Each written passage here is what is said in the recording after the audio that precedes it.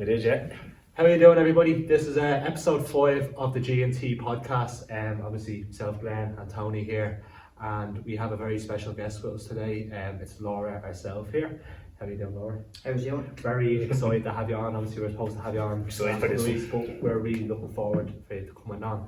So, if you would like to tell the viewers here just a little bit about yourself, and we want to just kind of get to know you in a way. So this should be a good conversation. So if you want to just Let them know who you are. So my name is Laura Vogelsang, and as everybody knows, I'm an Irish powerlifter, and I work in this area as a full-time team leader. So I supervise carers that go into clients' houses. So I train in the evening times after work, after 5 o'clock. I do 4 days a week. And obviously I'm on a very strict diet.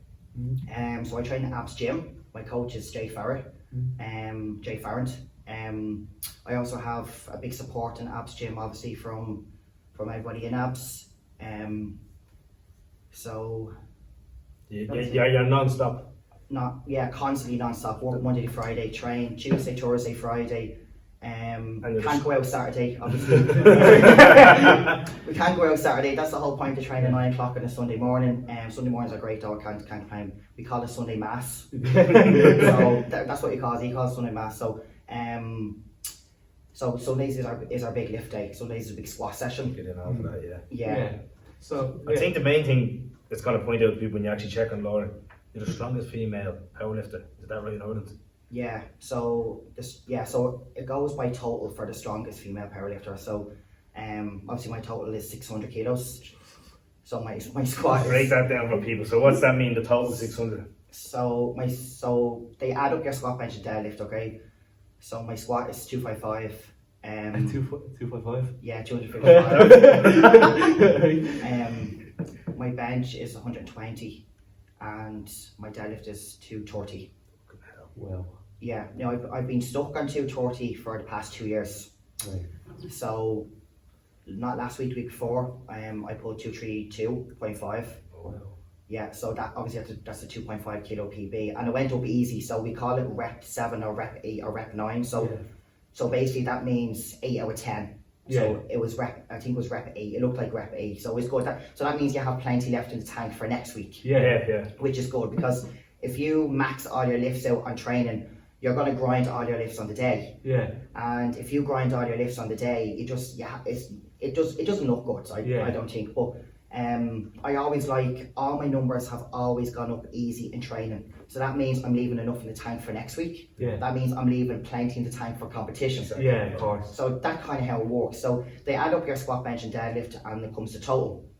Obviously my weight is a little bit heavier than other girls. So my weight is 88, between 88 and 89 kilos. And that's what I sit all the time. You're competing that, yeah. Yeah, I compete 88, 89 kilos. That's like a weight class, is it? Yeah, so I'm the 90 kilo class. Yeah. So that's the heaviest class. Oh. So I always sit between 82 and 89. But I always like to weigh about 88 because the heaviest obviously I am, the more you can lift. That's basically how it goes. Course, yeah. So you won't really see a girl at 60 kilos lift, like squatting 250 kilos. But you can in other countries. Yeah. It's just very rare to see it. Yeah. It's very rare to see. So there is a lot of people in China who can squat that. But I don't really focus on other people. I just focus on myself. I've gotten out with that. Yeah, I used to always, when I first started, I used to always focus on other girls. I used to always look at them saying, how can I get to their level? Like, I'm never going to squat that. Yeah. I got that out of my head and just took the time and worked my way up. Yeah, brilliant. Right. So that's some weight in itself, as it is, and you're focusing on yourself. And now, where do you lie rankings wise? So I still have my 600 kilo, okay? So my last comp was Abs Series 6 last year. So I pulled the 600 then. The competition before that I pulled 597 and I was aiming for the 600 and obviously I failed my last deadlift. So that left me on 597. So that's when I went to Abs and I was determined to get the 600. Yeah. So the 600 would have left me to be the first female in the Irish and English history to get 600. So I was so that's why I was so determined to get it, because I know there was a couple of girls in England and they were aiming for a 650 plus and whatnot. Wow. So I just wanted to be the first to get it. Into that category, I wanted to be the first to get the 600. Now there is a girl at the moment, Julia Mills. She did get 600 in England, but obviously she was after me, so that's why I was so determined to get the 600. So after the 600, that was last November, so no comps till then. I usually take about 6 or 7 months off. Right. So now I was actually meant to compete today at GPC Pro in Liverpool, but it was cancelled 8 weeks ago. So it was because and actually it was only cancelled because people were dropping out, so they didn't have enough prize money to pay out. We've seen a lot of that. Yeah. Even in the world's strongest man, a lot of people have won it. They were injured actually just in the I think the competition in the one in San Diego, the Cairns, that's one of the biggest comps in the world for weightlifting, powerlifting. They cancelled for international lifters like 3 days out. So they have their prep. They probably stopped training, because I stopped training 3 days before a competition. Yeah. So they stopped. Obviously, they probably would have stopped 3 days before, and they were told by email that it was cancelled. And that's the competition me and Amy were meant to go to. Yeah. And Jay obviously was coming with us. So we're lucky that we decided not to go after Christmas because of the whole COVID. Yeah. So we decided to take 6 months off. So because I started training a couple of weeks ago for the GPC, and because my prep was going so well, I decided to jump in and do a competition in Limerick, which was on the same time as GPC. Yeah. So that competition, I'm aiming anything a PB. So PB is a personal best. So anything PB, like I get very greedy with numbers. So like obviously like I don't like obviously 257 kilos would be a PB, but I don't want that. I want 260. Round it up. Yeah. So no, like 260 was my goal for this year. So next week I have a competition. I'm really focused on my bench and my deadlift more than my squat, because the bench, I have the second biggest bench in Ireland. I have the second biggest bench in Ireland, like 5 kilos. Like 5 kilos. So now my biggest bench is 120, and I've done 120 over the past say 6 weeks, and they went up very easy. Obviously went up. So process to me is like last year I benched 120, and it was a bit of a struggle. So this year I did 120 and it flew up. That's progress. Yeah, it doesn't matter what weight is on the bar. That to me is progress. It's moving quicker. Yes, yeah, exactly, yeah. So I'm hoping to do just 125.5 if I'm allowed. I don't know if they do 0.5 kilos anymore. I'm not sure. Some comps don't. Yeah. You might have to put 2.5 on, but I think if I get 125.5, that would be the biggest. That would be the all-time Irish record for the bench. Then I'll have all 3 lifts. Squat, bench and deadlift. That's a big goal. Now like you could have I could have a big squat, a weak bench and a weak deadlift, but I still have the biggest total. Like, do you know what I mean? The biggest bench, like I still have the biggest total, but the girl Diana, she's one that has the biggest bench at the moment. She's very strong in her upper half. She has 100 and she's 125, but her total, I think her total is 532, I think, which is very good, because there's only two girls in Ireland, 3 girls including me, that have 500 plus. Wow. So there's another girl in abs, Louise Cannon. She's looking at a 500 kilo total now in a couple of weeks. She will definitely get 500 kilo plus at abs pro in November. So that will be a 4th girl now. Yeah.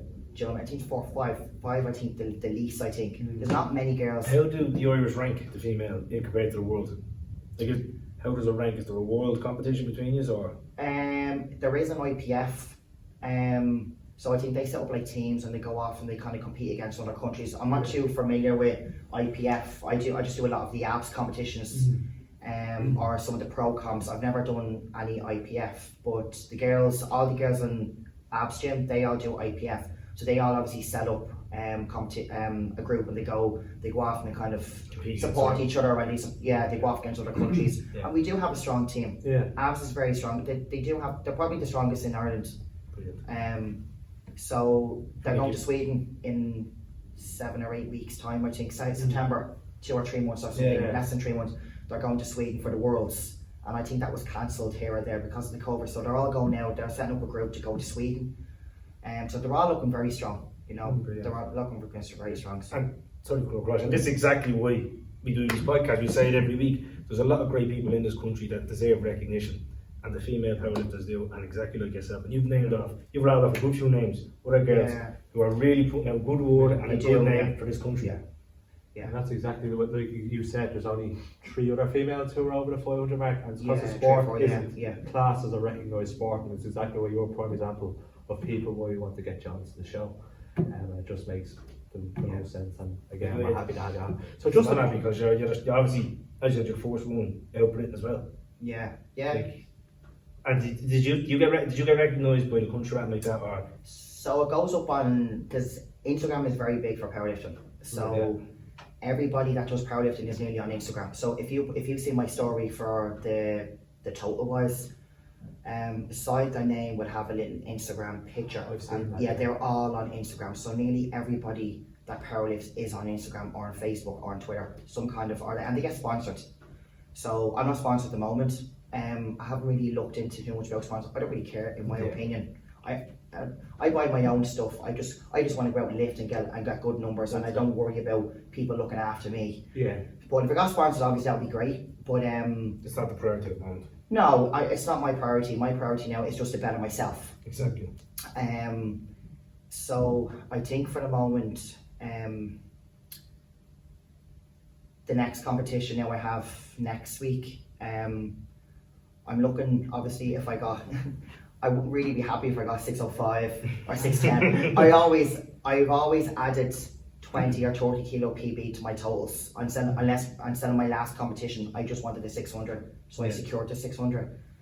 But I'd say for Abs Pro now, my big goal now this year is to squat 600 pounds, which is how many kilos is that? That's 272.5. We obviously go through everyone before. We've been watching it a few weeks and a few months, because Graham in the recovery room speaks highly of you. He's great. He's sound. But even when we're looking at your form, the weight you have over there, and your form is just immaculate. So how old were you when you started this joint? This is kind of what we're going to get into. So I only started this about 4 years ago. Seriously? So you only started going to the gym I started going to the gym when I was about 16, 17, but then I only wanted a beach body. Of course, I only wanted a beach body for I wanted to look hot, and So I actually started going to Ben Dunn's, and I was training there for a while, just doing my own thing. It wasn't anything crazy. And then I actually went to a trainer. No, go ahead. I actually went to a personal trainer then. I actually wanted to do bodybuilding. Right. Because how I wanted to look was someone that wanted to look like on stage as a bodybuilder. So I went to a fella called Oisin Lynch. I don't think he'll mind me mention his name. I think I heard that. Yeah, he was very good at personal training. Yeah. He knew his stuff. He got me in serious shape. I gained. I was shredded. I was only 60 kilos. So then I had a really strong squat. I was only squatting like 100 kilos, but I was 60 kilo body weight at the time. Brilliant. And I thought it was techie. But I didn't know anything about powerlifting. So I remember one or two of the lads in Ben Dunn's was like, you need to get these wraps for your legs. So I went up to the place in Ballymun and I got these little wraps, and I was squatting 105, 110, and the whole lot 120, and I think I stopped at 130. And two of the lads were like, you should go into powerlifting. I said, we don't even know what that is. So I'm back to Oisin, and was training with him 3 times a week for bodybuilding. And I was like, can we do powerlifting? He was like, do you know what that is? And I was like, no, but obviously it's something got to do with weight. And he was like, well, he goes, it's your strongest squat, bench, and deadlift. He was like, would you like to do that? And I was like, yeah, I think I'd be much better at strength. Yeah. That I would be standing on stage, because he got me to the stage where I was bulking. You know how bodybuilding works? You bulk and you cut, and you bulk and you cut. Yeah. And I was bulking, I was cutting, I was bulking, and then I was cutting, and then I bulked again. And it's the weight pretty went up. Did you the lifting? My squat was going up and everything was going up, and only slightly, I was only 120, 130, around 140 mark, And he was like, you have a really strong squat. Let's just jump into our powerlifting competition, So my first comp was actually a charity event in Limerick. So I went in there, and actually I think I won best female overall lifter. But I only squatted 125. I squatted 125, and I benched 67 kilos, and I deadlifted 150. and everyone's like, you really need to go further, like, you know, go into powerlifting. And I was like, I will do powerlifting, like I will. So I went and did another comp, and I just obviously bettered myself. And then I took a year off. I don't know, I took a year off. We were going to Vegas, and I wanted to look good. And then I went back powerlifting, and I went to AIM in Hartford then. And then I got into the reps more, and I just kind of got into it really that way, and my numbers were just shooting up with the reps, and I was on a proper program, I was on a proper diet, and my numbers were going up. I was getting big PBs, like at one time I was getting 16, 70 kilo PBs, like, you know, like my squat was like 13, 40 kilo PBs. My bench was my weak point at the time, and I was only benching, like I was stuck on 70 kilos for a long time, until I went to Eamon, and then he got me up to like 112, and in the space of a year, like, you know. And I just kept going, and then I was looking at other girls, and that's the part when I kind of annoyed me, when I've seen other girls squat, and they were squatting like 250, 260. I was like, oh my god, I'm not powerlifting anymore, like, you know. And it got me out of that. He was like, just get your head out of all that, like, focus on yourself, like. So like comparing yourself to yes, kind of thing. Don't be looking at them, because anytime I went to a competition, I was like, what's she lifting? And then I got that out of my head, I don't care who, it doesn't matter to me now who lifts what. If somebody only squatted 50 kilos and they squatted 80 kilos at the competition, that's progress, you know. It doesn't matter. Like, we have girls in the gym that are squatting 60, 70 kilos, it doesn't matter, we'll all support them. You know? Everyone's there working the same. Exactly. Like, somebody did 1 rep at competition, and then 6 weeks after that they're prepping for another comp, and they do 5 reps on 70 kilos. That's progress. You know, exactly. Like at one point I did a single on like 200. Now I can do 5 or 6 or 7 reps on 200. No bother. Like, that's progress. You know. So I just think it's all about bettering yourself. So that's how I kind of got into powerlifting. I wanted to better myself. And then obviously I left Eamon, and I went to Abs Gym, because of the support, and that's in Abs, like the crowd, you know. Eamon went there, and I kind of wanted to go with him. So, and the group that we had, we kind of all went our separate ways. Like, we're all working at the time. It was very hard to all of us to meet up at the same time. So we all some of us went to Abs. So I just said, you know what, I'm just going to go to Abs. And that's how I just got better and better. Like, the program is just, like, anyone who asks me who would you recommend as a coach, I'd always say go to Abs, go to Eamon, go to Shannon Poole. She's brilliant. She's in, I think she's in Kilkenny. I'm not too sure. She's somewhere anyways. But no, she's part of Abs, and I think she's one of the best female coaches in Ireland. She has bettered all of her clients. She has some of the junior lifters as well, like. So who are the juniors? So the lifters, is it? Yeah. So what would be classed as a junior lifter? So they'll be under 23s. Under 23s. So we have a lot of under 23s. Like, we have some of the lads that are under 23s. It's getting popular. It really is getting really popular. It is getting very popular. Like, the juniors are not recognised. They should be. Like, we have one of the girls. She benches 90 kilos. She's under 23. You know what I mean? Like, some of the lads are 19, 20. They're squatting 270, 280. You know, like, these are all in IPF as well, like, you know. So they should be recognised, and they're not recognised. And it's not just Abs. There is other countries gyms in Ireland that are very strong. You know, very strong. There's gyms in Galway, there's gyms in Cork, there's gyms in Kilkenny, there's gyms in the north. They're very strong gyms, you know, and they're not recognised for who they are, you know. This is exactly why we have it going. Right, so anyway, back to Abs in general. Do you want to give people, let them know what Abs is about and where it's based? Because there is a lot of people who either watch this or on my page or Glenn's page who don't know much about powerlifting. So give us a good insight of how you train, the structure, and where can you go to start? So Abs is very big on Instagram at the moment, okay? They have 3 pages on social media, okay? Abs Serious is the competition set Jay does, okay? He does 2 or 3 comps a year, Abs Serious, and then he has the Abs Pro. So he has an Abs Junior page as well on Instagram, and he has Abs Kilkenny page, and he has loads of any Abs he has in different. The way he does it, we're in groups, okay? So Tuesdays, Thursdays, Fridays, and Sundays are the main days that we all train. And obviously, some people can't get to them days because they're working or whatever. But the main days that everybody comes in is Tuesday night, Thursday evening, Friday evening, and Sunday. Tuesday is a light day. It's usually squat, bench, and deadlift, but they're all light. Then you have some accessories. Thursday is a big heavy deadlift session, okay, and then accessories obviously. Friday is a bench session. Sunday is a squat session, and maybe some light deads and some light bench, okay.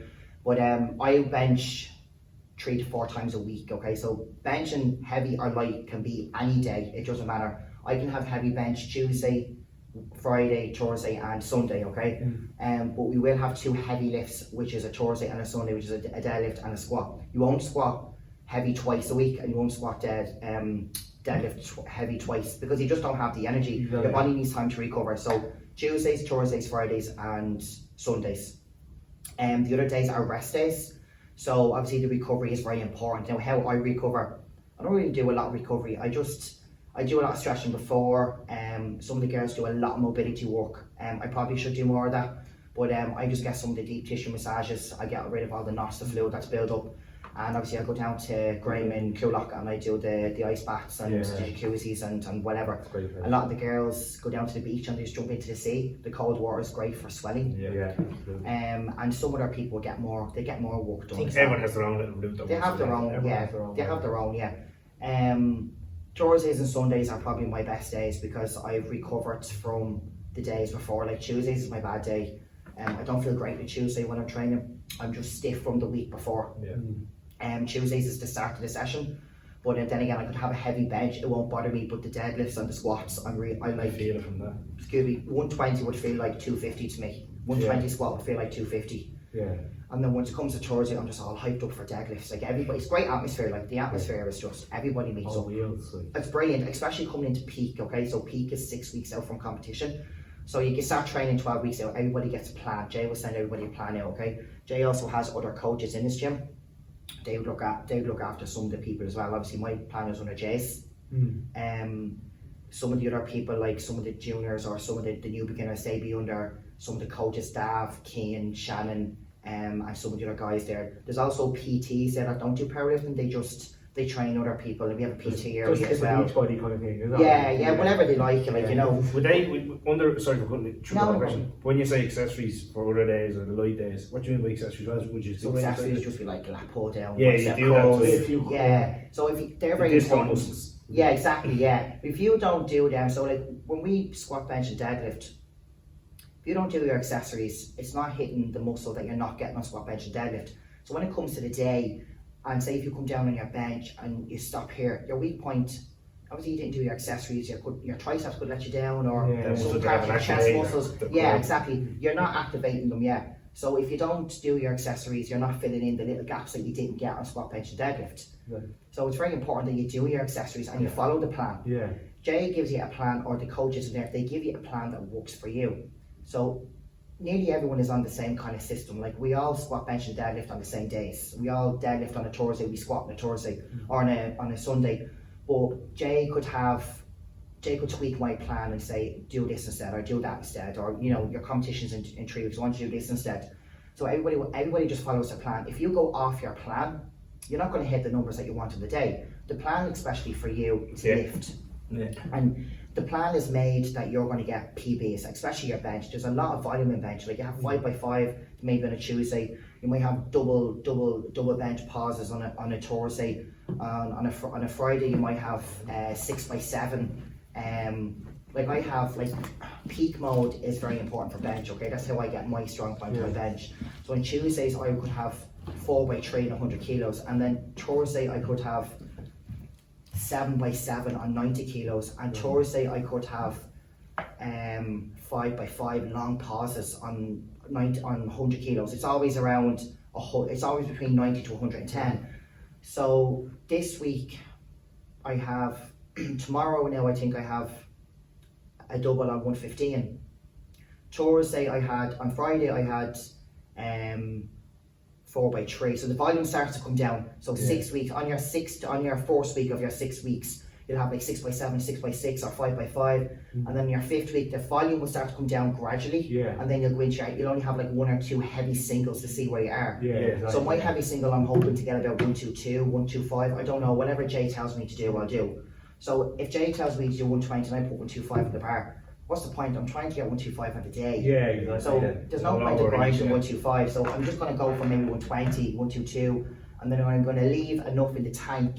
I'm going to leave like 10% in the tank for on the day. Yeah. So Sorry, go on. no, I was just going to say, so if I leave a bit of energy left, I'm going to hit what I want on the day. Yeah. So if I grind 120, Jay's not going to say put 125 in the bar, because Exactly. I'm not going to get it. Yeah, just overexerting yourself. Yeah, I'm going to save all the energy for the tank. And you'll see all the girls, especially the UK lifters, they will grind all their lifts. You know, somebody will squat 220, but their competition's a week later and they're trying to get 210, or they're trying to get, you know, they're grinding 200, like grinding. They should have only did 180 there. Yeah. You know, Yeah. like it's just, it doesn't work out that way. Yeah. You know. Do you notice that with people? You say, oh, well, you can see she's ever killed herself to be. Oh yeah, like I see.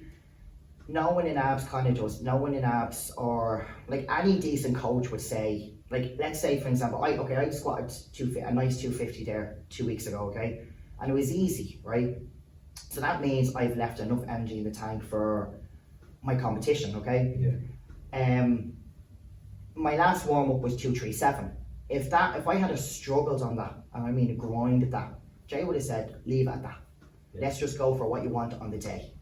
Don't go for your 250, even though 250 was part of the plan. It was meant to be there because all my strength I've built up over the past 6 months was meant to get the squat 250, but it wasn't there. Yeah. And it could have just been because of my lack maybe of diet, or I woke up, I had a bad day. Doesn't mean that it's not there on the day of competition. Yeah. Just don't do it that day, because you've just gave a 20% more of your energy that you could have saved for the day. That's it, like you could have killed yourself. It's like, remember we were watching, like remember Eddie Hall on the 500 kilo deadlift. Now, obviously he obviously gave it as all. Like I watched a documentary on him and he was concussed. He had concussion symptoms for 3 weeks, and that is just so. Basically, what you're saying is like you're training yourself To prime on the day. To prime on the Not day. prime beforehand, it's on the day. Yeah, it's on the. I would love to grind all my lifts on the day, but Jay's not really like that. He likes to see lifts.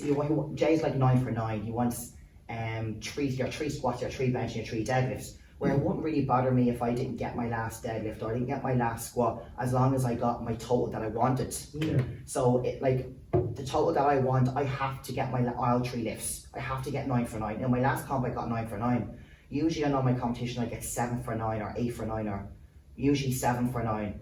Most comps I get 8 for 9. So I'd either fail my last, it's always my last deadlift I never get. Last competition I got it. But I've learned a lot with Jay and abs that we take the bigger jumps. So basically my last plan, like when I was training with Eamon under Eamon's plan, we used to take smaller jumps, but like it was in my head, I kept saying I'm not taking bigger jumps. So what I mean by bigger jumps, if I wanted to go for 230 squat, I do say 60 kilos, then I do 100, then I do 120, 140, 160, 180, 200, 210, 220. Then by the time I got to 230, I was burnt out. Yeah. Right? So when I went to Jay, he completely changed all that, because obviously I was under him, I couldn't listen to Eamon anymore. Yeah.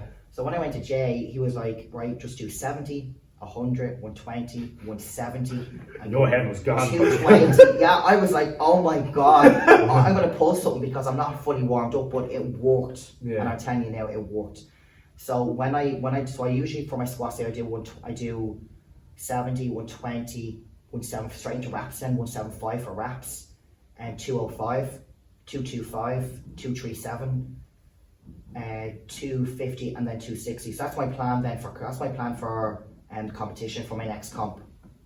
So I take the bigger jumps. So I take the 20 kilo jumps, and I've so much energy. I've only got like 4 warm-ups or something, 4 or 5 warm-ups, and I'm straight into where like with my other plan I had like You were going it's like 10 warm-ups. Like it took me like an hour and a half to get right up there. Now it only takes me half an hour to get up there, you know.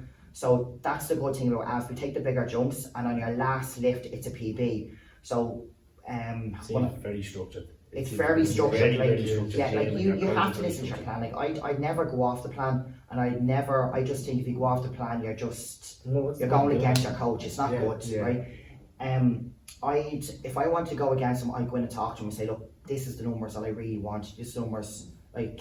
I go for numbers, I make a goal. People don't make goals in abs. They just say whatever's there on the day is what I'm going to, they go by their warm up. So they could probably pick a number. Say, I'd like to bench around 80 kilos, but they're not making a number where I say, right, 260, 125 and 140 is going to be my goal. I like to make goals because I aim for them goals and I do my best to make sure I get there. But a lot of girls don't. They just say, well, whatever happens on the day happens on the day. So they go about what they're warming up. So sometimes their warm-ups don't go great and they have to start dropping the numbers a little bit. Yeah. Where I like to make a goal and it works for me. Yeah. But it doesn't work for a lot of people. Like Eamon and say Jake, they're two of the biggest male lifters in the country. Jake totaled 1,000 kilos. Like his squat's 420. Eamon's squat is 372, I think. Sorry, 3. His deadlift, he's the biggest deadlift anyways in Ireland. He's 372 raw, like, you know, just a powerlifting, no hitch or nothing like.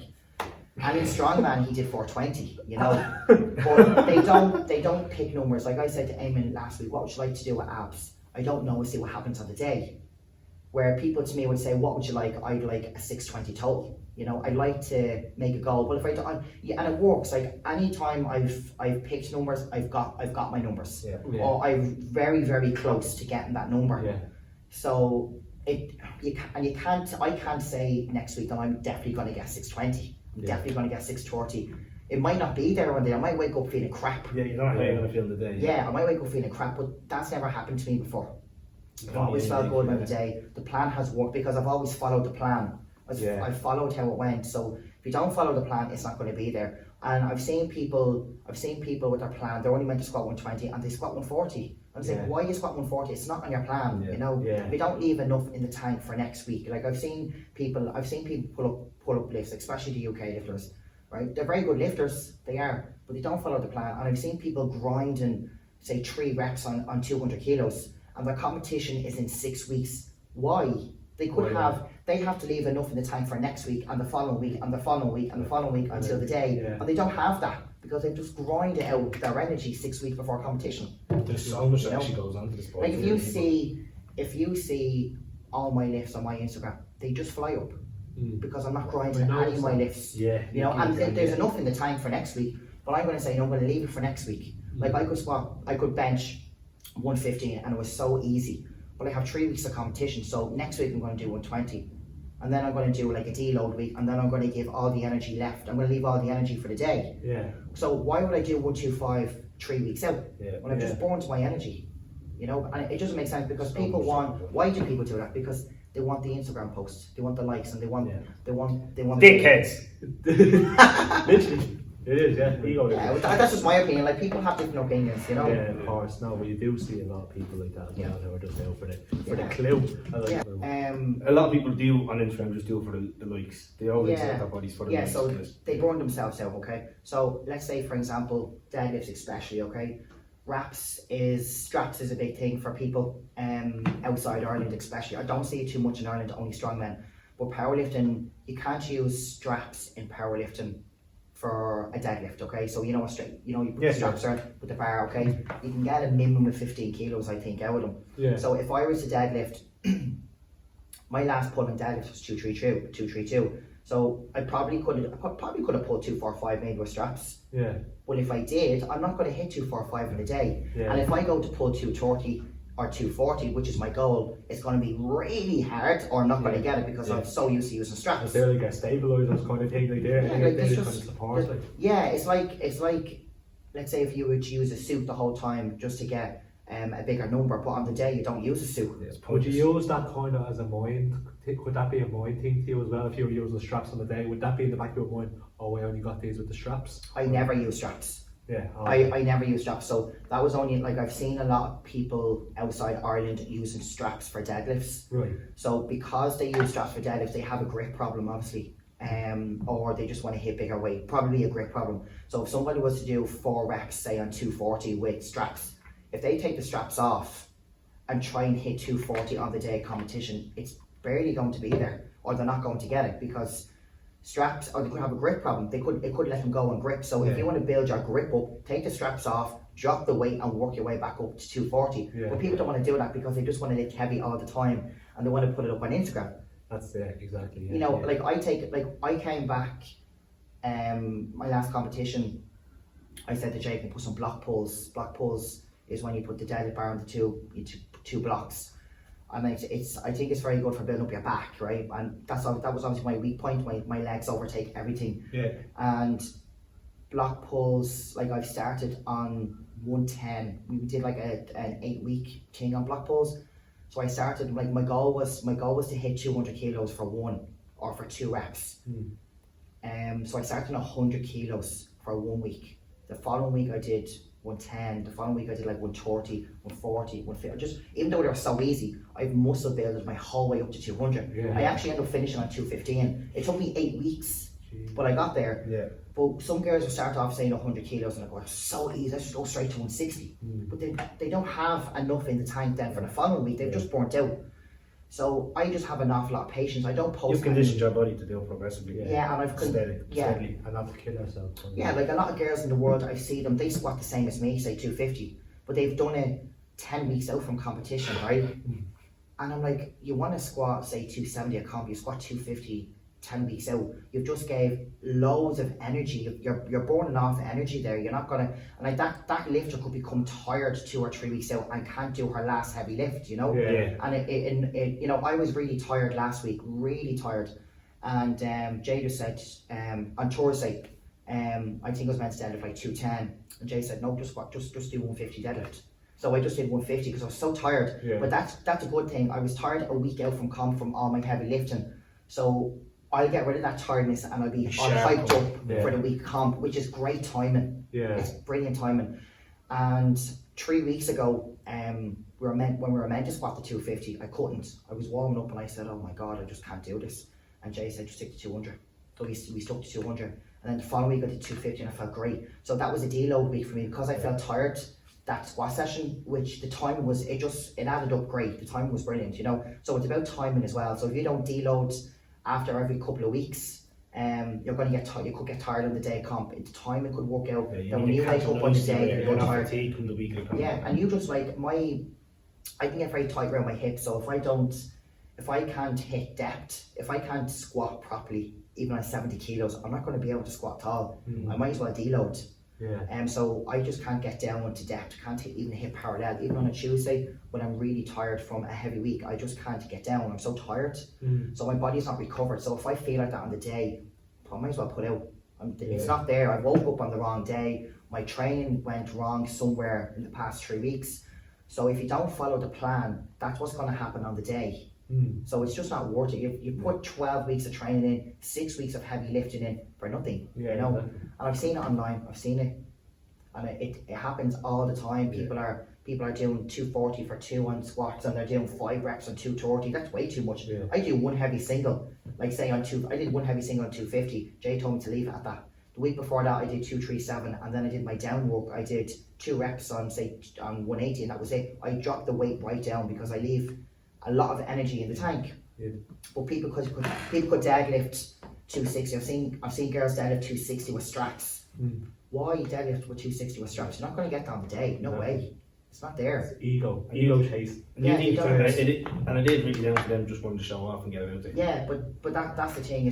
That's not how powerlifting works. Straps are good if you want to do some down work. Like if you hit your top single and you want to do some down work and you want to do speed off the ground. It's good because it is very hard to keep your hands on the bar. So I don't use straps at all. I don't believe in that. I think even for down work for me, if I use straps, it's going to get in my head that the way it's going to be really easy because you have straps. So why? You know, it's just you're making it easy for yourself. I think, and it's not going to be down the day. Yeah, that's my opinion. I think that's crazy how much goes into it because people think that it's just a deadlift to squat on the bench. But it's how you do it. If you deadlift heavy, it takes its toll on the body. And as you said, you need light days, you need heavy days, you need to start training other body parts, the accessories like the lat to activate these muscles to help the main muscles work. And there's so much that goes into it. And there's so much. And even for myself from the outside looking in, like the way you were describing now, there's a lot of strategy when it comes to this. It is very periodization. It is because you're talking like how doing one lift might fuck you up and leads one another, I never thought about that. I would have just thought about this week might fuck me up, but then never thought about you have to think. I always think ahead, okay? A lot of people don't. I do. Only because let's say Jay puts you on a 6 week plan, okay? Jay seems like an animal, that's all. Yeah. Well, He's a very intelligent man. He doesn't powerlift. Yeah. He doesn't powerlift, right? But But you can see he is intelligent. But He I only knows met you and you were telling me a lot about him, and he seems he very knows his stuff, structured. yeah. Absolutely. He knows his stuff because he's done it for years. Like, you know, he has the best lifters in the country. Not to say that other gyms don't have good lifters, they do. But he has IPF World Championships training for him. He has obviously he has Jake, me and Jake have the biggest totals in Ireland. He has the 2 best lifters in Ireland. Yeah. Jesse Moran, he's on a great lifter. Like, he's 900 plus total anyways, you know. And Eamon is on the road for another 1,000 kilo total. Jake's gonna hit 1,000 kilo, one or 200. He is like I say abs pro, he'll definitely get 1,050. I'd say he'd squat. I'd like to see him squat 450. I'd like Eamon to deadlift 400 kilos raw. Like, he has the biggest lifter. He has the biggest lifter. Like, and it's there. The weight is there. Like, Jake Brennan did a double squat 400 kilos. What? Eamon is doing 350, 360 on doubles for deadlifts. No bother to him, like. Yeah. It's moving fast, isn't it? It's moving fast. Like, there's enough in the tank for next week. You know. That's the key thing. They're not This is- burning themselves out with that lift. You can see, No, alright, we can add a little But they're more at weekend. they're at that weight now. Like, Jake only did 400 kilos for 1 rep last year. Now he's doubling on 400 kilos. It's crazy. Yeah. But then he has it like he's coming in and doing, like, say 340 or 350 deadlift a week later. Like, you know, but he's recovered enough to do that. You know, Yeah. because he's left enough in the tank. You know. Yeah. But they're in their peak mode now. So abs series 7 now, and that's for breast cancer. Just so everyone's aware. So Brilliant. this is abs first breast cancer. Charity event. So he decided to do breast cancer. So he wants to raise a minimum of 10,000. So we have some very good donations donated already. And is there a link for that, just so? Yeah, it's on the Abs Serious page. Yeah. So if you type in Abs Serious, just put in Abs Serious, it will come up straight away. Or Abs Powerlifting, or message me, message Jay himself. Jay's on Instagram, Jay Farrett. Abs Serious Powerlifting, Abs Serious pages. They're the 2 big pages. Abs Junior page as well. If you ask anyone them, and we'll be happy to send you the link. He's already selling online 50 tickets for the show. That virtual You'll show? only be allowed, I'd say, with 50 to 100 then anyways. Is it virtual or you're going to Spectators. He's selling 50 spectators. So every lifter is allowed with a coach. And he's selling 50 spectator tickets. So there, I went on last night. There was 18 left last night. They only went up for sale yesterday. There's only 18 left. Any of his competitions, the last abs competition, sold out within a half an hour. The site crashed. There was so many people that wanted a spot. It sold out within a half an hour. It was gone. It was gone within a half an hour. I was on the site trying to get a spot for my friend. I think I just got the last one, but it took me half an hour because the site was crashed. It just kept going blank, and you had to wait. It took me 2 hours to get the spot. Because when you click okay, it comes up, loads into the next page. Yeah. It took like half an hour for them because so many people. There's people all over Ireland, like England, trying to get on it, But he has the thing is with abs, he has the best standards. It's the best standards in the country. So if you don't hit depth, you won't get it. Like, I have Jake, Eamon, some of the girls in my gym referring me for my for my lifts. And if I don't hit depth, they're going to give me a red light. Whether they like me or not, or whether we're friends or not, whether we talk or whether we're drinking, they give me a red light. And there's no hard feelings. Yeah. I still give them a hug after and say thanks for your support for my prep. And it doesn't come down to bitchiness in abs, you know. So like anyone in abs, most of them are refs as well. So if you don't hit depth, especially for Jake, Eamon, the biggest lifters, if they don't hit depth, they're not going to get it. Yeah. So and everybody knows it's the fairest competitions. It's one of the fairest competitions in the world. If you go onto some of the competitions in England, America, their depth is crap. They don't go down. They don't even hit parallel. Yeah, I've seen some of them. Yeah, they don't hit parallel. They don't lock out on they've soft elbows. They miss the commands. They've no press commands. They have a half a second press command. They don't even tip their chest, some of them. Or they fail and they still get it, you know. And they locked knees is a big thing. Locked knees is a big thing. And I've seen girls they deadlift 250, no lock knees, and then they try deadlift 260 on the day. Why? You can't even lock your knees. It's a failed lift. Yeah, Why try deadlift 260 when it's not there? You know? Of course. You know, like So, yeah, well, as we were saying, obviously there's a lot more to powerlifting than even, I think, it's not, especially for me, like not even if you're, especially for me, to come around how much strategy actually goes into it. It's actually mind-blowing. It is. So I just want to ask you, I'm sure a lot of people want to know as well, what's the diet like for an average powerlifter? So what do you eat? Calories and macros. Macros wise. so let's say for me, I'll go on to me and then I'll go on to some other people, because we have an awful lot of girls that won't take an awful lot of carbs because they don't want to bulk up, okay? Yeah. So obviously, so let's say in the morning, okay, so I'll just go through the diet that I take a day, okay? So every day I eat really the same foods, okay? So I would start my breakfast at 6:30 in the morning, and that's when I go to work. I start work at 7. So I would eat 6 eggs, 4 full eggs and 2 egg whites, and a bowl of porridge, and berries and strawberries in them. That's what I used to eat, but now I've kind of gone off the eggs because I'm so sick of eating eggs in the morning time. I couldn't get the eggs in me anymore. Yeah. So what I do is I eat a bowl of porridge, have some berries and strawberries, and then I'd have 2 scoops of protein powder. So I would have a protein shake. So I try and eat every couple of hours. So my job, I work a lot on the road, so I can't just stop and eat when I want. So I've cut down the meals. So I go home now for my break at 1 o'clock, and I have, probably when I should be eating 3 hours, I should probably eat something at 9 o'clock. But if I'm really hungry, I just have some maybe nuts and some rice cakes. And then I go home at 12 o'clock, I would have steak, 250 grams of steak, some rice and chicken broth. It's like it's a chicken soup, but it's very good for carbs. It's it's very good source of carbs, and there's some rice in it as well.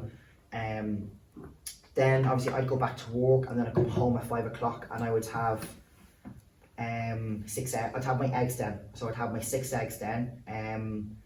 6 eggs, chicken broth as well, and I might have a baked potato. On the days that I lift, when I go training then, when I come out of training, I would have 2 scoops of protein powder, blended with some fats, like some peanut butter, or I can put an avocado in there if you want, if it tastes nice, and some about 40 to 60 grams of oats, which is porridge. And then that would be after training. Then I would have, before I go to bed, I would have a yogurt. Because I really can't eat after training. I could if I want. I could have some fish and rice if I want. But I'm just not hungry at all. So I would have. I'm just not. I'm full after training basically. I'm bloated and I'm pumped and the whole lot, and I'm at the lifting heavyweight, so I'm not hungry. Excuse me. Yeah. So I just have a protein powder, and I like the kefir. The kefir is very good for you. So I'd have that every day. Now I could take the eggs out if I want and have another steak. I could take the eggs out and have 2 burgers, or I could have, usually when I'm having a really heavy day, I would have the steak, and I would have a big bowl of chili, because the chili is the mince. The mince obviously is red meat, gives me the energy. If I was to cut out all the red meat and have chicken and turkey, I wouldn't really get the energy. I need the red meat. The protein is very good. Say for the non-days of training, when I don't train, I would eat the same foods but less carbs, and I might take the chicken broth out. It just depends. In the morning time, I might take out the protein powder, the shake or something. I start cutting out food. I don't need all that because I'm not training. The week of competition, sometimes I get a bit bloated. I kind of bloat to about 90 kilos, and I make sure that I'm under 90. So I could cut out some of the carbs 2 and 3 days out before comp, because I'm not training. I don't need it. Exactly. So once I step on the scales, I always weigh about 88, 89 kilos, and then I just bulk up. I just eat all day. I just eat like mad. I usually the day before competition as well, and before the day of competition, I eat a big carby pizza, which we have Patchy or Domino's or something, because it's just like 4,000 or 5,000 calories. So I'd have loads of energy in me for the next day. So I'd like to do that before a big squat session on a Sunday. On a Saturday, I would eat a big carby kind of meal, Yeah. or something like a big pasta carbonara or something. And you use it all up the day after. Yeah, so I just use that on the day. So anything that I eat the next day, it just goes, you know, because obviously when I pull my big deadlift or I squat my big squat, I've just used all my carbs, like, you know, so I don't really get fat. Like, you know, people would think when you eat all that carbs, you're going to get fat. You won't get fat because you're burning them at competition. So a girl that weighs less than me, like some of the girls in comp, some of the girls in abs, they look great, like they look like a bodybuilder, but they're a powerlifter. So they wouldn't eat as much carbs. If they were to eat more carbs, they would probably lift more weight, in my eyes. But a lot of them would, like, we Make more have sense, wouldn't it? They're fueling their body more.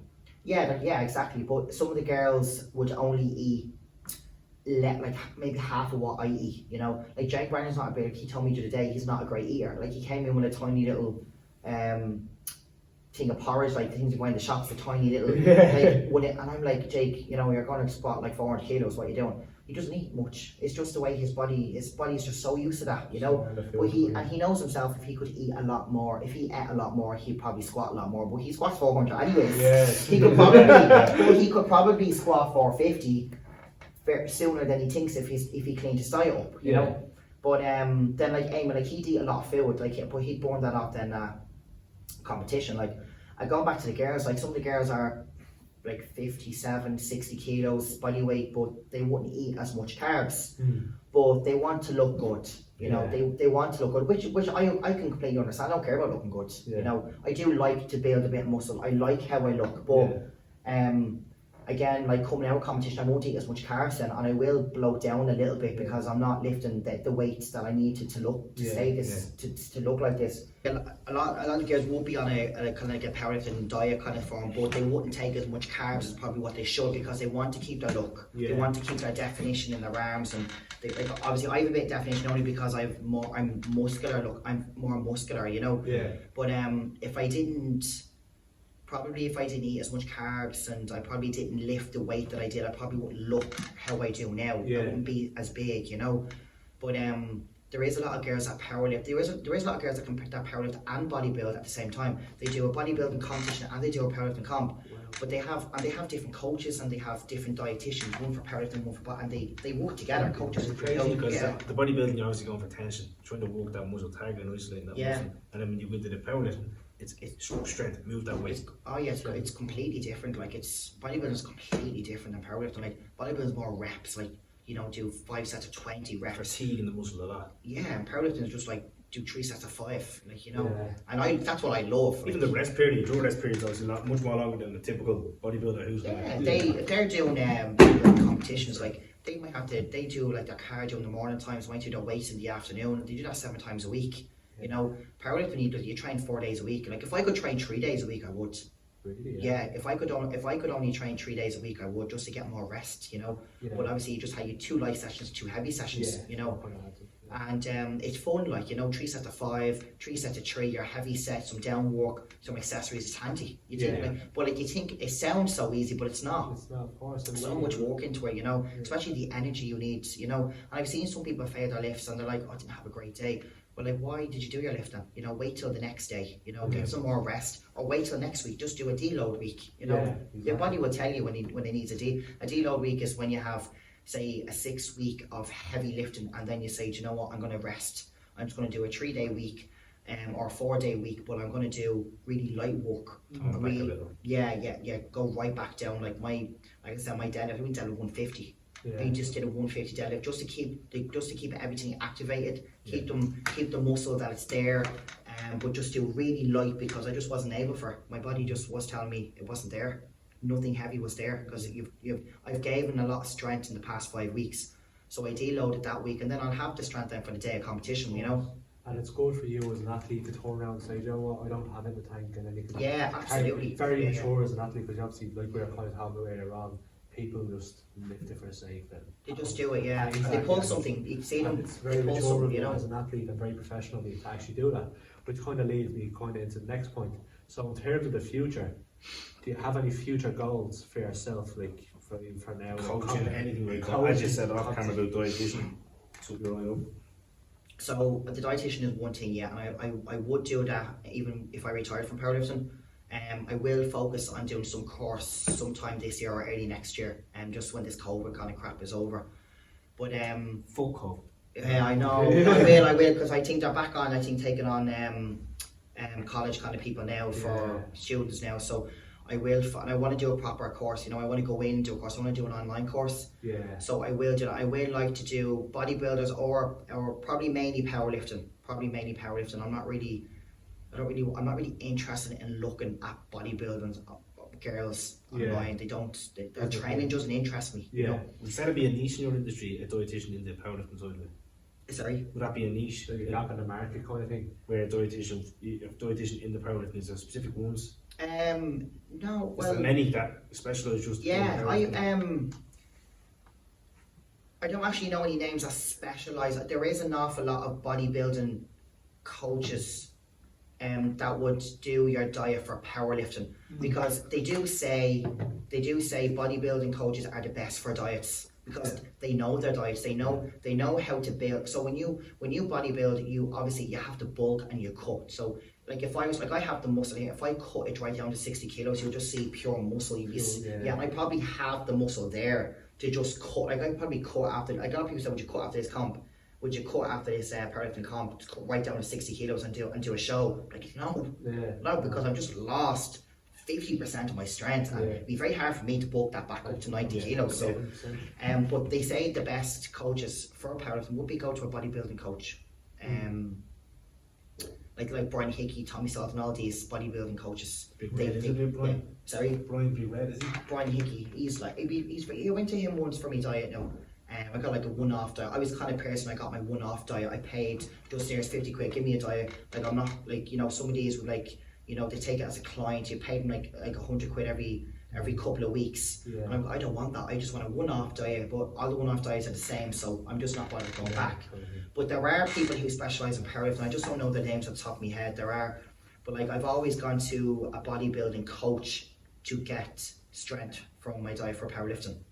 But an awful lot of the people in abs, I would go to them because they're the ones that powerlift. They're the ones who have records. They're the ones who have the records. They're up online on the open powerlifting. You know, they would have their bench records. You know, or whatever. They have their wilks. They have good totals. Go to them. They are dietitians as well. They specialise in powerlifting, so I would go to them. But I've always gone to a bodybuilding coach. So I was actually looking for someone in abs last year, but I think some of them will only take so many. They'll only take like 10 clients to focus on them.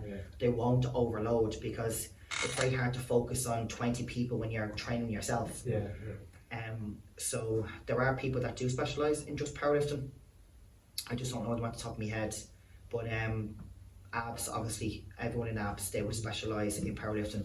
It's a serious place. It is. To go down and have a look around there. Absolutely. So obviously you want to, like, so down the line, obviously you want to go in, you want to do a diet. I would do a diet for powerlifting, yeah. I wouldn't do it for bodybuilding now. I would do it for... Just strictly for powerlifting, just kind of for the next generation. Especially beginners, like, you know. And is there any kind of competitions or anything you want to do, or is there any goals? What records you want to hit? So your records and competitions, so we'll go with competitions first. Is there any big competitions you want to do? Or? So my biggest goal, I'd say going forward for competitions would obviously be the ones outside. Like I've never gone abroad. I've gone to Russia once. That was only a single lift for a deadlift. I've never done a full power squat, bench, and deadlift. Yeah, literally. So obviously my biggest goals is now next year. It was meant to be this year, but obviously because of COVID. So next year, obviously, I'd love to do the big dogs, Australia, the Cairns, in Australia, in San Diego. There's a big comp now after coming along now in Miami in February now, but I have a competition now in November, the Abs Pro, which I'm really looking forward to. And Jay, he puts on amazing comps for the pros. So if I say no to that and do the one in Miami, I can't do that. So I can't do both. They're too close. As I said, after November, I take 6 months off. So I would love to do that. And I think he's sorting out a team to go over, but I just can't manage to. After a big pros comp. But next year, hopefully now, I will definitely look to going abroad. I look to go abroad maybe August, September next year, or July, August, September, around that. And I look to go abroad, America or somewhere far. Yeah. The competitions in England they're good, but they're not the standards that I'm looking for. Like you were saying earlier. Again, I'd be up against girls that are squat high, which will annoy me. The deadlifts, get the commands, they shouldn't be getting. Yeah. You know, they're getting these totals, and they'll be winning when they shouldn't be winning. It's not about winning for me. I'd love to come last and walk away with a big total. And walk out your goals that The you walk, set out to do, exactly. yeah. Like if I got 2.5 on my squat, 2.5 on my bench, 2.5 on my deadlift, that's all I'm looking for. I'm not looking about coming first. Now, Abs Pro, this year I am going to focus on winning. I haven't won. I've won all my comps besides Abs Pro 2019. I came third. That was my first pros comp, but I think coming third was quite good. Yeah. But then again, like I lost by my weight. I was 90 kilos. Like I lost by Wilks. Like you know, Jay's going by dots this year. So again, the dots kind of screw up. It's a different formula. It is total Wilks and dots again. They calculate your body weight by your total. And it kind of screws up the heavy lifters, the heavyweight like me, Jake, Eamon, we're all the heavyweights, and it kind of screws up them. But then again, if we up the weight a bit more, it won't. So there's 2 IPF champions, IPF world champions coming over. They have world records. They're coming over from Australia. America. They're coming over from America, so they're in Abs Pro this year. So they'll be my biggest competition. Obviously, their total is only in their 450 or 4 whatever, between 400 and 500. But their dots will be like 560 or 570. Do you know what I mean? Their Wilks will be. Good to have that competition. Like my competition will be my Wilks against their Wilks, or my dots against their dots. It's not about total. I'll walk out with the biggest total. Again, like it's very hard to get another girl to come and do abs standards at 600 total, because all the girls that have 6 or 650 totals, they won't compete in abs because the standards are too good. They have the standards is proper powerlifting. Like you don't pick up a ball in football and throw it in the net. You know what I mean? You have to go by the standards. So it's the same with the abs, and you know everybody squats lower than parallel. If you don't have an inch below parallel, you fail. If it's parallel, you fail. It's not in. I do agree with parallel. Parallel is. If you hit parallel in any other competitions in the world, you will get it, and I that's fine. I agree with that. I won't argue with that. But abs standards and IPF standards, which is the strictest standards in the world, is below parallel. Yeah, so that's basically just when your hip is below your knee, just by half an inch. You know, because I noticed some of your videos like you're actually touching the floor. And there's people in abs who squat lower. They're literally like they're below, and they're actually below, much below than what they need to be. But that's the nice downstairs, isn't he? They're literally. I always mess with the lads like your things are literally touching off the ground. And it's funny, like because it's I would rather watch a fella squat 120 any day, and he's low. You know, his depth is great. Like I've no interest. Like I get all these posts from people all over the world, and they're squatting 260, 270. Great, but you're high. And I just say hi. You know, what do you think of that? It's high. They hate the truth. They hate me. Yeah, They hate the truth. The truth especially kills. you see my questionnaires a lot, and a lot of it goes on depth, because I'm the type of person, if you don't have a good quality lift, I have no interest in watching you squat 260 or 270. Fair play to you. I'll say fair play to you. The strength is there, and most of these people, they fly up. So if it flies up, you can go down another 2 inches. The depth is there, you know. But look, I talk to an awful lot of girls that squat high. They're nice girls. Doesn't mean that they're a bad person. It just means their lifting is bad. And that comes down to an awful lot of their coach, not them. And I make it clear, it's not them. It comes down to their coach and the standards in the competition. If every competition had a good standard, nobody would squat like that. Everybody would squat high. Everybody would squat low. But it's because, like, an awful lot of people won't squat in abs. You know, they won't go to Abs Pro. You know, Jay's offered an awful lot of people from different countries that total the same as me. They won't do it. Is there much money in the sport? Not in Ireland or England. There isn't. Like, now I have to say, for Abs Pro, he's given 2,000 prize money for first place, 2,000 female, 2,000 male. Right. Yeah, so it's, yes, 5,000. Yeah, 5,000 for males and females. Which last year I think was only 4,000. So he's up to now. It depends how much sponsored. It all goes by sponsors. Yeah. Like there's only 15 females and 15 males. So it goes by the best. He will only invite the best lifters in the world to good standards. You know, like some of the girls that are doing abs pro, they're only totaling 400, but their standards is brilliant. I'd watch them all day, every day. He won't invite anybody that has a big toe that has crap standards. Yeah. There's no interest. Like nobody in abs will go and watch. You know, we have no interest in that. Abs is all about good standards. It's not about crap lifts. GPC is crap in England. SPF is crap. They don't even hit parallel. They've nowhere. They're half squat. I call them half squatters. Half squatters. We know a few half squatters. You know who you are because I'm watching. Yeah, but they are. You know. But no, my main goal. I won't retire from powerlifting. From doing competitions unless I go to the Cairns or the big dogs and I walk out with like a 650 total. That's my goal is 650. If I got 650 now at Abs Pro, I'd be doing brilliant. But as I said, if I got 650 at Abs Pro, I'd be aiming for 660 or 670. I want more. But that's my goal. I want more at every competition, like you know. But like honestly, I want the top level. The biggest total I think in the world is 690. I think. No, it's definitely more than that. It's definitely over the 700. But I think the girl, obviously on my story, that I posted of the under 90 kilo category, I think the biggest total is 690. So like I can never see this, like I'm not even going to wish myself there because it's never going to happen. But I can believe that I can get to 650, 100%. I believe I can get there. It's just going to take me another year anyways. But Abs Pro, if I got my Abs Pro is what I'm really focusing on this year. That's when I'd be going for this. I'd be going for a six. If it's there.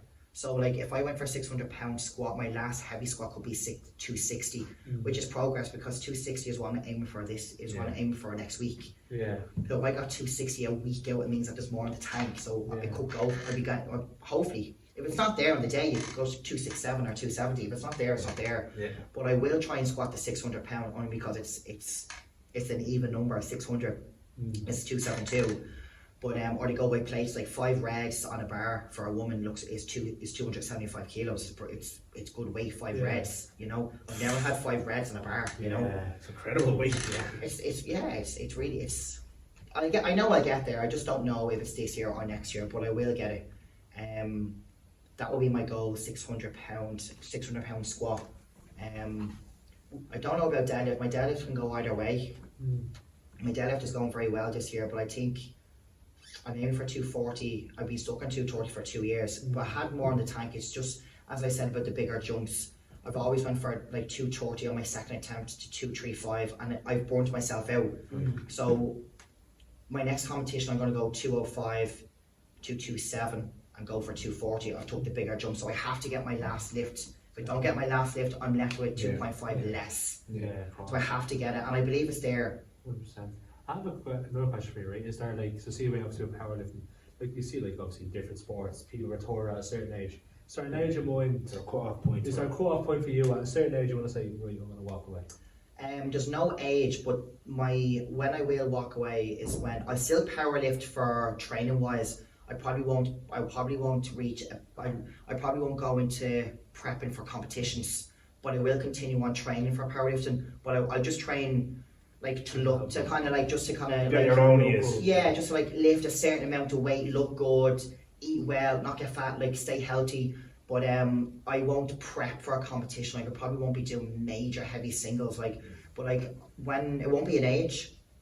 But I'll cut the point off where I reached my peak, where I basically will not get any stronger. You were satisfied, kind of thing. Yeah, so like I could reach 650 and I could do 2 competitions after that and walk out with 630, and that's sorry, I've reached my peak. I'm not getting any stronger.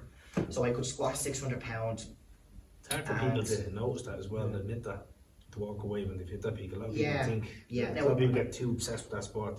Yeah, because like you've seen girls squat say 250. Next competition is squat 250, or they squat 240, they're 250, squat 240, 230. They're not getting any stronger. So it comes to the point where someone might have to say, do you know what? That's ego is Yeah, and fair play to my dick and go back and back and back. I'd always say low. I would like I'm determined to get 600. Like I won't stop till I get it, you know. Yeah. And I will get it because I just believe if you have a strong mind, your body's there. Like it's not about how strong your body is. If your mind, if I can say I'm going to squat 600, I'm going to squat it. Yeah. So I'm going to train my body to squat 600 pounds. But like we had some girls like saying like they're just not confident, you know. They just say like I'm not strong. Like I'm not strong. That's because their mind isn't there. Yeah. They don't have a good mind. It's the same with a bodybuilder. They're going to say I'm going to train. I'm going to win this competition. I'm going to get there. Yeah. They're going to get there. You know. Absolutely. There's no point in saying well my body's not going to be able to lift 150. You're not going to be able to squat You already 200. lost it. You can't. Yeah, but what's the point? Your body is not going to do it if your mind isn't going to do Absolutely. it. My mind is there. My mind is there for this, and this, and I'm not stopping until I get it. And I'm stubborn like that. Yeah. I want bigger numbers, like Yeah, you know. So it could take me 2 or 3 years, but I know I'll get there. And look, if I try it, if I'm not there by next year or the year after, I'm not there at all. But I know my body can squat 260, and I know I can squat 272. I can definitely squat 272 at a GPC standard. Yeah. I could squat 272 next week if I want. But the standard of the squat is going to be crap. You want to do. I want to do ass to grass 600 squat. And if it's not ass to grass, it's not in. It's not No. you, yeah. It's not me. We're gonna finish on this question here. Could you see yourself go into a strong woman? That's a question I get all the time. I don't know because, and again, I will stop powerlifting at some point, and I will like to move on to something else. You'll always want that competitive side. So you'll need to find something because once you get into a level like you, that competitive side, people need that. They need it in something else after. Yeah, I need to do something because it is very hard to go to the gym and not look forward to something. Yeah. The thing is about strong women, the only events that I'd be interested in training for would be the stones, pulling a truck, or the deadlift. I've no interest in farmer's walk. I've no interest in log roll. And I've no interest in doing head over rows to get stronger for. I've no interest of getting my upper half stronger for a log roll. Yeah. It's not. I don't find the training fun for it. Yeah.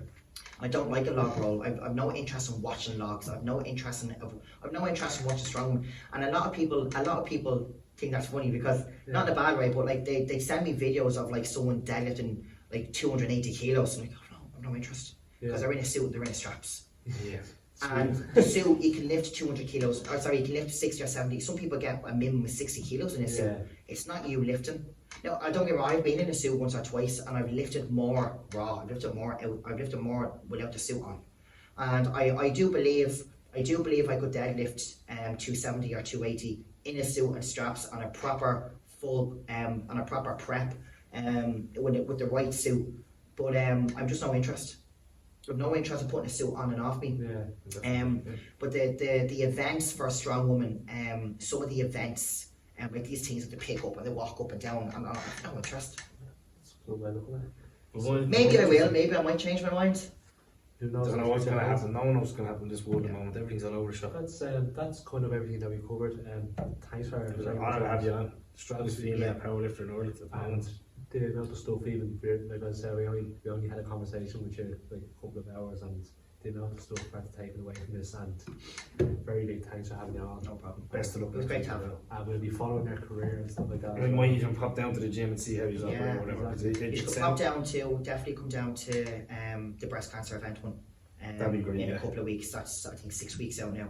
But that will be an amazing competition now, you know. And he puts so much work in, you know. He doesn't just have the lifters on, like, you know, the spotters and the loaders are great, very well qualified, not a bother on them. Like again, I'd have 260, 270 on my back if I failed. I failed in 260 last year, and they've caught me. I just fell forward, no bother. I could have broke my neck, and they've caught me, no bother at all. Couple of lads 420 will have failed, caught them, no bother. And some of the lads aren't even huge in abs. They're small lads, like, and I trust them with my neck. You need that peace of mind, you know, that you have the people around you. But he does great comps, no bother to him. It's not about money. He put the money into the competitions, you know. He pays good money for live stream. He gets all the videos, the white light media. he does all these videos of you in the background. Like it's great. It sounds like a really, really good setup. Yeah, come down though. It's brilliant. Come down in a couple of weeks and see the event. Yeah, We'll definitely get down. Everyone, please do check out Laura. You have to open my mind up completely, and it's unbelievable respect for strong women, not even strong women, the powerlifter, any female athlete doing stuff like that. Because there's so much into it, and even powerlifting in general, male and female, the respect for it is incredible. The coaches, everything like that. There's so much going on that you don't understand. And it's like, again, it's not recognised, and there's not an awful lot of money in that. This is kind of the message that we're trying to get across. It's really hard to get the head around how you aren't recognised already. There's some money now in, if you were to go to like the likes of Big Dog and Cairns, like the one in Miami, as I said, that's 30 grand prize money now. That's obviously split up between the groups. Yeah. But I think the one big, I think that's bigger. Like, you know, I think it's 50 or 60,000, like, you know. Like, you would have to win overall. Like, it'd be very hard for me. It'd be like, I'd be up against girls on 650, 660, 670 totals. And they're only in like maybe the 75 kilo in the 75. They only weigh 75 kilos and 50 kilos more. You know, now I could couple, I have no interest. But they're the competitions that you want to go to win money. And again, I would rather walk away with a 650 total than win 10 grand. I really would. I'd rather PB, I'd rather see myself progress than win money. I don't care about winning money. I'd rather come home and have something on my table, like a medal or a trophy for the rest of my life, to win 10 grand, because you can spend that in a day. Exactly. You know? I just find it incredible how you're the heavy, the strongest, the sixth. It's ranked 6th in the world with the squat. Are you a weight class? And it's just no recognition. I guarantee most people are going to click onto this probably didn't even know anything about stuff like this. It's very hard to understand someone of your stature has not recognised more in this country, or even the sport in general. And massive respect, and it was an honour to have you on. It really was. And thank you. You've taught us a lot. I really appreciate it. No, thanks for having me. It was great. Definitely. I'm sure we'll bump into each other in the recovery room again. Yeah. We'll bring the tail up, we'll have a little sing song in the tail. It was great, but we're coming for you. No, thank you again. That was episode 5. Thanks very much, and do check out Laura. We'll tag ABS in it, and tag the link for the charity event. If you want to get on to me, you get it through the app. But even if you want to text Laura, get on to me. I can get it for you or whatever. But please do show support and start to appreciate the people around us. Yeah. Thank you. Thanks very much.